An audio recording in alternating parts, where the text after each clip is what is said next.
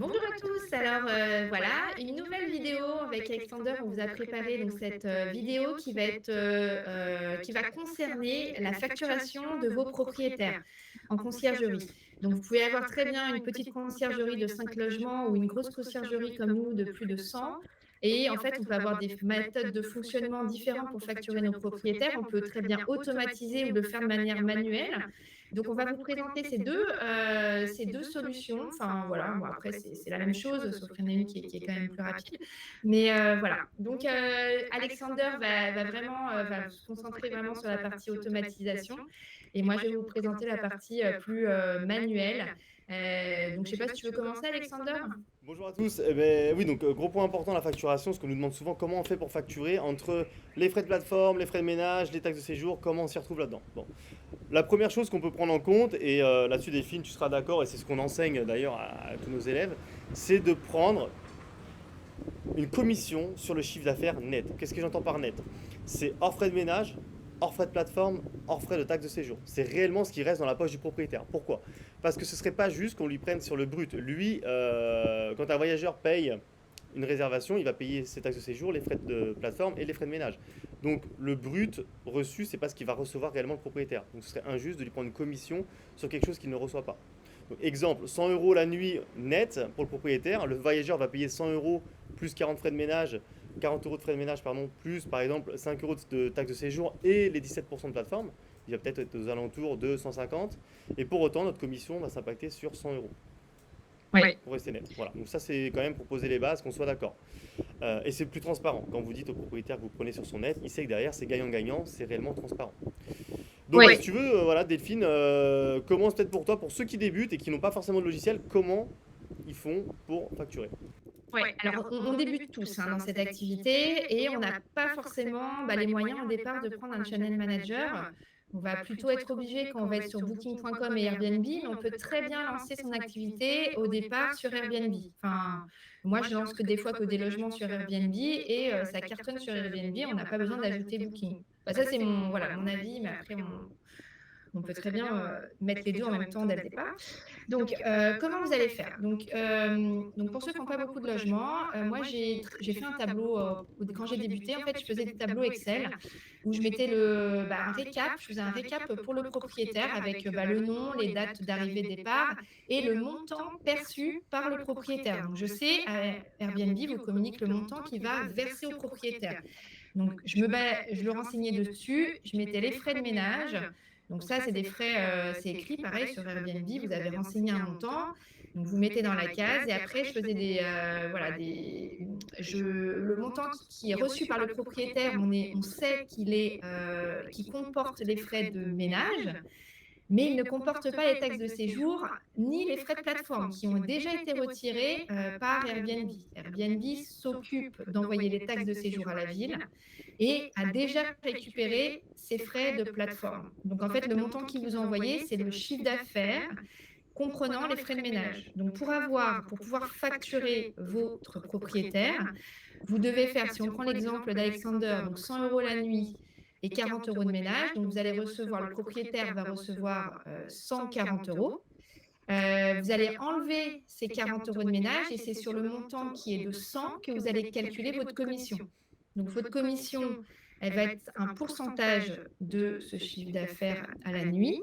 Donc en conciergerie, en général, c'est entre 20% TTC et 30% TTC.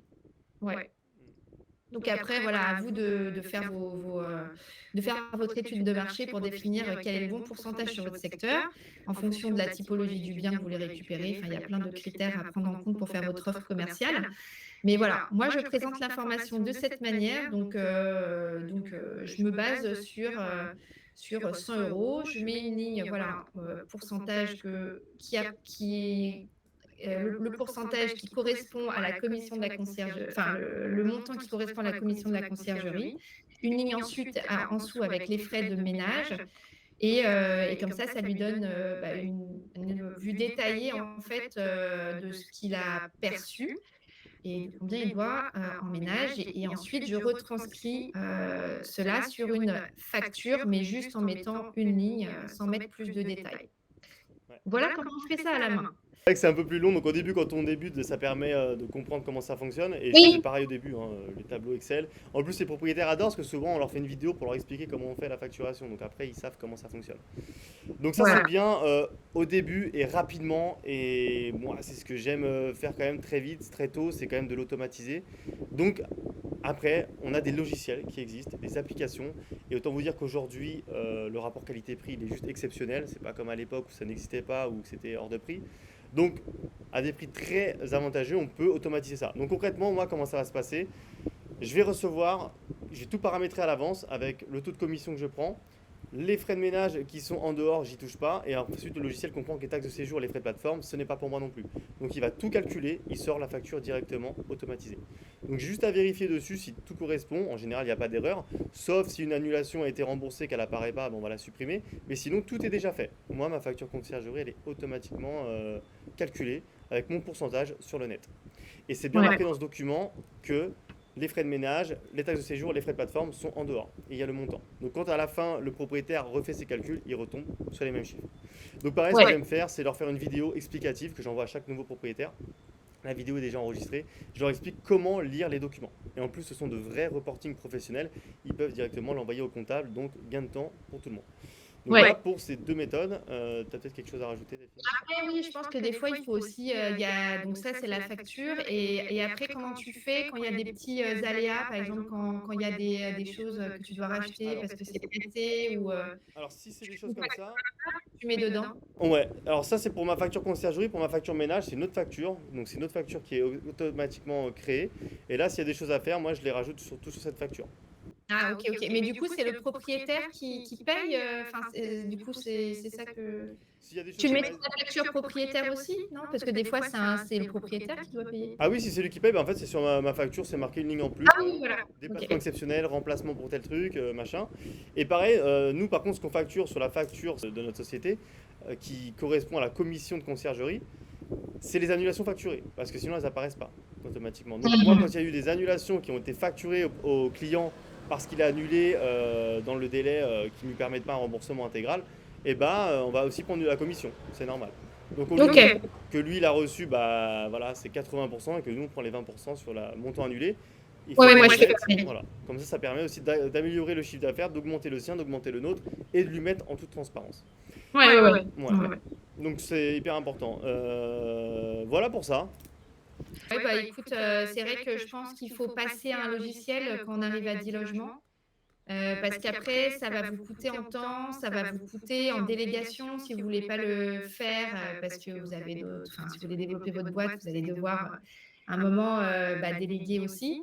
Donc, parce que ça peut facilement prendre, bah, quand on fait tout à la main, Ah, c'est des heures. ça peut facilement enfin, prendre 2, 3 jours de votre mois. C'est très très long. Voilà. Je connaissais une personne qui avait parié 50 biens, qui payait quelqu'un pour faire cette compta-là. Et quand en fait j'avais parlé du logiciel, elle me disait ah bon mais c'est pas possible. Enfin, et si en fait, il y a des outils qui permettent. Donc il faut profiter maintenant avec l'IA et avec tout ce qui se développe. On a des outils, il faut les mettre à disposition, il faut les prendre en compte. Il y a même des no-code, enfin, il y a aussi des versions no-code qu'on peut utiliser, no-code qu'on peut utiliser pour, voilà, pour essayer d'automatiser à moindre frais. Mais c'est vrai que quand on a un logiciel qui permet de déléguer le ménage, faire la facturation, voilà. Et je pense qu'il n'y a pas, enfin, c'est assez rentable. Ouais, complètement. Surtout que, en toute transparence, ça coûte 4 euros par logement, voilà, pour ce logiciel-là. Si vous voulez qu'on vous fasse des exemples, si vraiment ça intéresse, on peut vous montrer des exemples d'Excel ou de factures sur le logiciel. On foutera juste les informations personnelles, mais ça vous permettra de voir comment c'est fait réellement sur la pratique. Ouais. Et puis bien sûr, dans notre accompagnement aussi, on vous aide sur tout ce process-là. On vous explique vraiment tout ce qu'il faut prévoir et on vous aide, enfin voilà, on vous présente aussi voilà, les bonnes choses à facturer ou à ne pas facturer. Bien sûr, ouais, pour tous les élèves d'incubateur, de toute manière, ils ont forcément tous nos process, donc ils savent exactement comment ça se passe. On vous Ouais. intègre aussi tout ce qu'il fallait savoir ici. Si vous avez des questions, comme d'habitude, partagez-les. Si vous avez d'autres thèmes, mettez-les ici en commentaire. On pourra faire des vidéos dessus directement. Alors on vous dit à la prochaine vidéo, en espérant que celle-ci vous ait aidé une nouvelle fois. Et on vous dit puis à très vite. Salut tout le monde, ciao. Salut.